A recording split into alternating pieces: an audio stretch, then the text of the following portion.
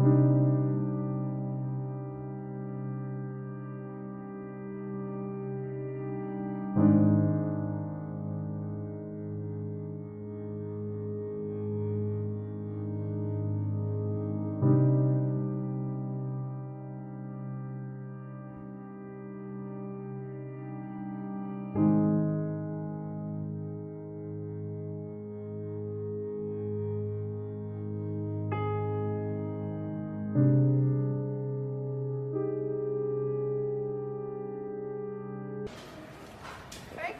I told you we popping.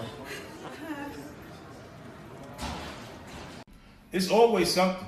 With me, it's always something. Now I look up people saying 50 don't got enough lines in the movie.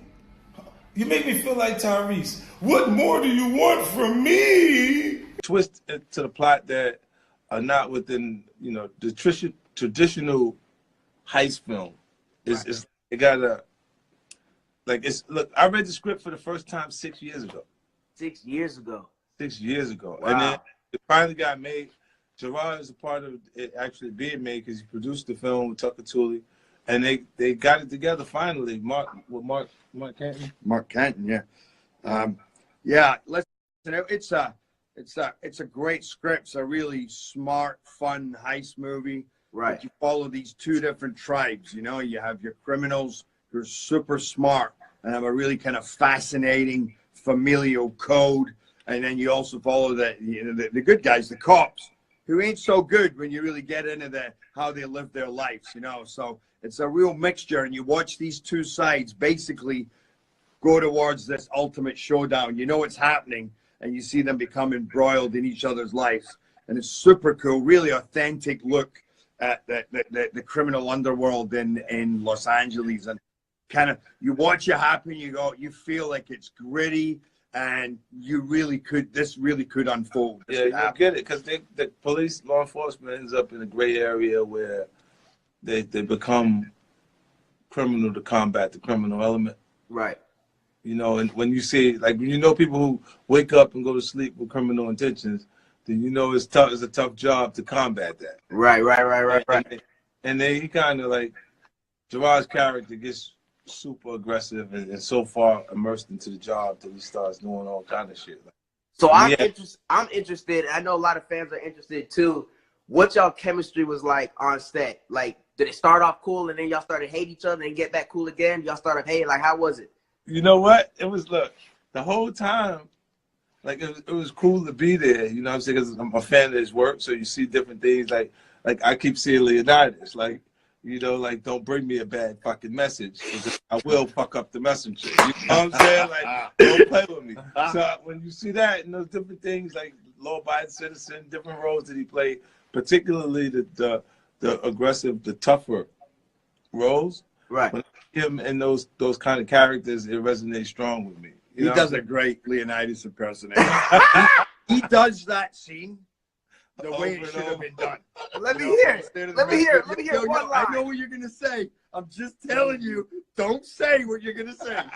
You're going to pay for this. And it's that's what Leonidas should have been saying. Exactly. I have a bad feeling about this. You may not want to go any further. It's the real deal. Yeah, but when they get a chance to see it, he had to start the film before we started the film because he had to put on 23 pounds for it because the character is Big Nick, in the script. So he went and a lot of people, they get nervous when they got to work with Gerard because they don't know which version of Gerard they're gonna see. Because if you come in, especially if you got some sexy to your aura or to who the people perceive you as, if the motherfucker come in Leonidas, he come in there like that 300 shit with the abdominal muscles popping out there like that. Might fuck up your personal action. You know what I'm saying? Fuck up your life. You be singing some Justin Timberlake shit talking about you bringing sexy back. Because your shit will shift. Start feeling different. So you see, I saw like Pablo Schreiber. He was training hard. He was working. He was he was training hard. He was almost in competition with Gerard for a little bit. And I was like, yo, I'm black. My shit looks different. It looks like I have suntan lotion on. It does look different. Gerard, I want to know. I want to know what were you thinking before working with 50? What were your thoughts about working with 50 as an actor?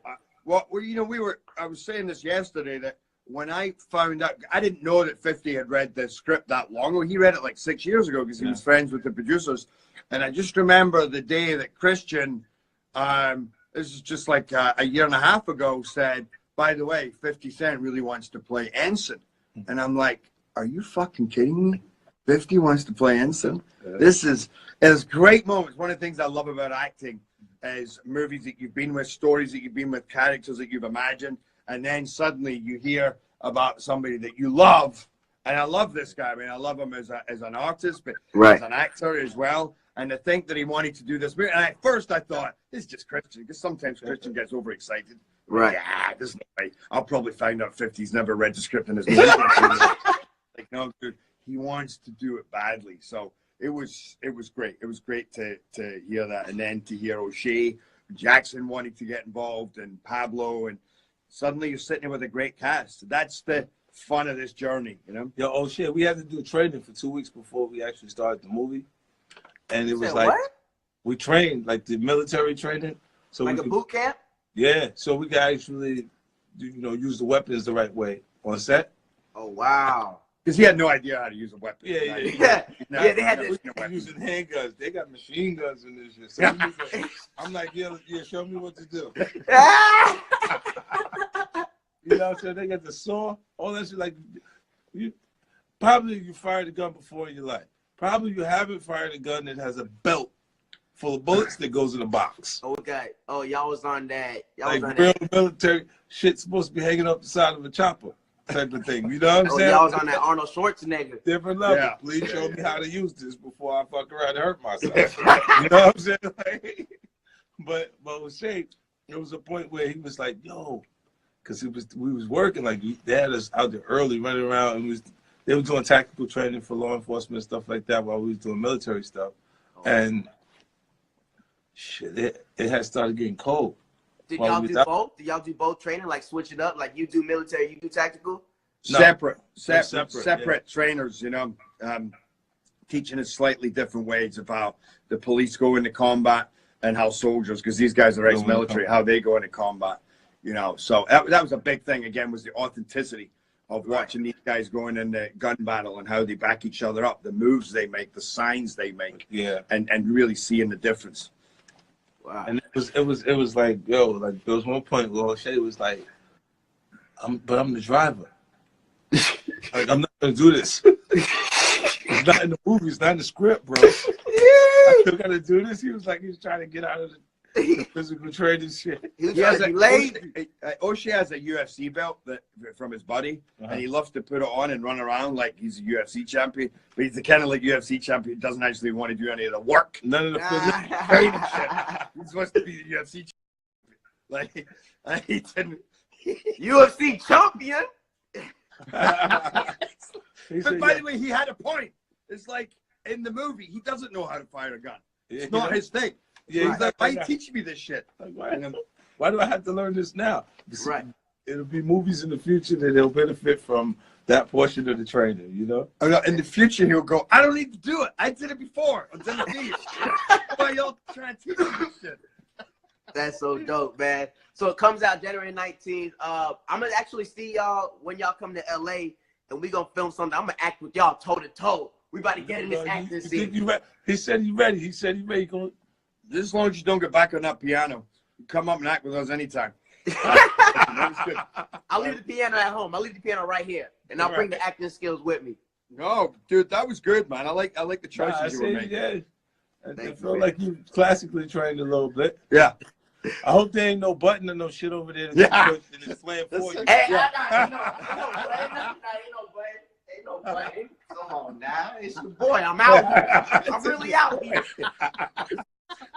All right, y'all. But it was nice talking to y'all. January 19th, Den of Thieves. Can't wait to see it. The trailer look amazing. If you haven't seen the trailer, go check it out. Yeah, what's up? It's the Kid 50 Cent. I got Pablo Strive. I got Gerard Butler. I got O'Shea Jackson. Check out my new movie, Den of Thieves. I'm O'Shea Jackson Jr. Check out my new movie with 50 Cent, Gerard Butler, Pablo Strive, January 19th. My name's Jerry Butler. I don't even know these guys' names. Check it out January 19th. I'm Pablo Strive. This is my new movie, Den of Thieves. Yo, watch us on The Breakfast Club tomorrow morning. They think they big.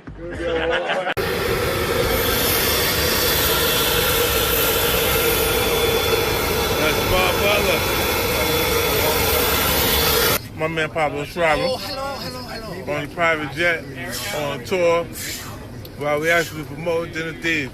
Got Gerard Butler. What do you wipe with? Look at O'Shea Jackson. O'Shea Jackson on the jet. You should go live. Oh, what happened? O'Shea Jackson on the jet. He ain't the only one. Are you guys ready for some warm weather? Oh yeah. We ready for Miami. We're all live. You already know when I do it, we do it big. When I do it, we do it big.